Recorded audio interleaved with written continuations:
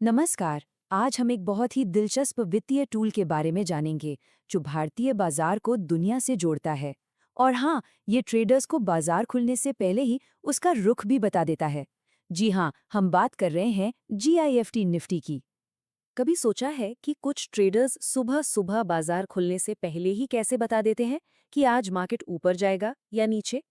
ये कैसे हो जाता है? क्या ये सिर्फ तजुर्बा है या इसके पीछे कोई गहरा राज छिपा है? उस राज का नाम है गिफ्ट निफ्टी। यही वो चाबी है जो बाजार के शुरुआती रुझानों का ताला खोलती है। तो चलिए आज इसी को डिकोड करते हैं और इसे और गहराई से समझते हैं। तो सवाल ये है कि ये गिफ्ट निफ्टी आखिर है क्या भला? देखिए, इसे समझने के लिए ना हमें कुछ चीजों को जोड़ना होगा। एक शहर, एक रेगुलेटर और हाँ, एक एक्सचेंज। आइए इन सभी टुकड़ों को एक साथ जोड़कर पूरी तस्वीर देखते हैं। तो कहानी शुरू होती है गुजरात की गिफ्ट सिटी से। ये भारत का अपना इंटरनेशनल फाइनेंशियल सेंटर है। अब इस शहर के अंदर काम करता है एक खास रेगुलेटर IFSC, और इसी की छत्र छाया में चलता है NSE का इंटरनेशनल एक्सचेंज यानी NSE IX। और यहीं पर ट्रेड होता है हमारा हीरो गिफ्ट निफ्टी। अगर बिल्कुल आसान शब्दों में कहूं तो GIF निफ्टी हमारे निफ्टी 50 का ही एक डेरिवेटिव कॉन्ट्रैक्ट है।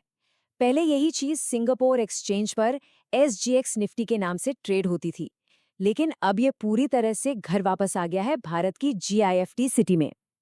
तो ये तो हुई गिफ्ट निफ्टी की बात, लेकिन ये हमारे रोज वाले निफ्टी 50 से अलग कैसे है? चलिए दोनों को आमने सामने रखकर एक फटाफट कंपैरिजन करते हैं।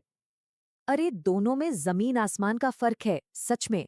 देखिए, हमारा नॉर्मल निफ्टी भारत में NSE पर रुपयों में ट्रेड होता है, जिसमें हम जैसे डोमेस्टिक इन्वेस्टर्स हिस्सा लेते हैं।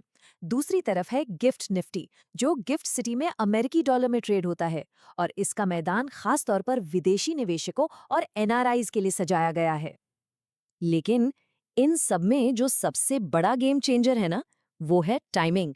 हमारा निफ्टी मुश्किल से 6.5 घंटे के लिए खुलता है, जबकि GF निफ्टी लगभग 21 घंटों तक चलता रहता है।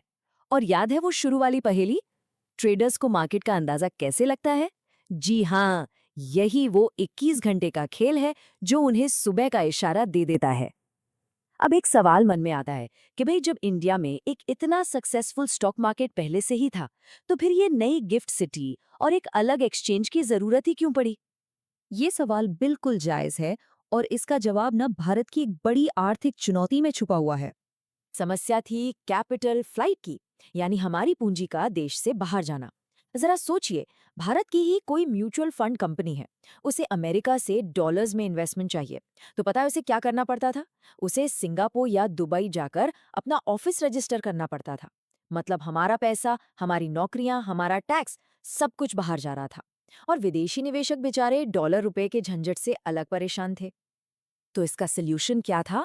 आइडिया सिंपल था, ग्लोबल मार्केट को ही भारत ले आओ। मतलब भारत में ही एक ऐसा वर्ल्ड क्लास फाइनेंशियल हब बना दो जहां दुनिया भर की इन्वेस्टर्स अपनी करेंसी, मतलब डॉलर्स में, बिना किसी झंझट के इन्वेस्ट कर सके। और बस यही है GIFT सिटी और IFSC का असली मकसद।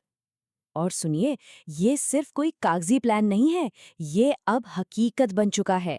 निपॉन इंडिया जैसी बड़ी बड़ी कंपनियों ने तो इसका फायदा उठाना शुरू भी कर दिया है, GIFT सिटी में अपना पहला डॉलर वाला निफ्टी 50 ETF लॉन्च करके। ये इस नए सिस्टम की कामयाबी का एक जीता जागता सबूत है।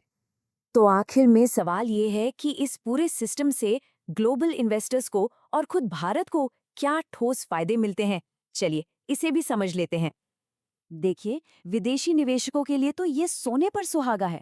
पहला, कोई करेंसी रिस्क नहीं, रुपये डॉलर के उतार चढ़ाव की टेंशन ही खत्म, सीधे डॉलर में इन्वेस्ट करो। दूसरा, आसान नियम कानून। तीसरा, टैक्स में भारी छूट। और सबसे बड़ा फायदा, लगभग 24 घंटे मार्केट का एक्सेस। और भारत के लिए ये एक बहुत बड़ा स्ट्रेटेजिक मूव है, खुद को एक भरोसेमंद ग्लोबल फाइनेंशियल हब के तौर पर दुनिया के नक्शे पर लाने का। इससे देश में विदेशी पूंजी का प्रवाह भी बढ़ता है। तो अब सबसे बड़ा सवाल ये है, क्या गिफ्ट निफ्टी वो चाबी साबित हो सकता है जो भारत को न्यूयॉर्क, लंदन और सिंगापुर जैसे बड़े फाइनेंशियल सेंटर्स की लीग में खड़ा कर दे? क्या ये भारत को एक ग्लोबल फाइनेंशियल सुपर पावर बनाने का पहला कदम है? खैर, इसका जवाब तो वक्त ही देगा। लेकिन ये तो मानना पड़ेगा कि शुरुआत काफी जबरदस्त हुई है।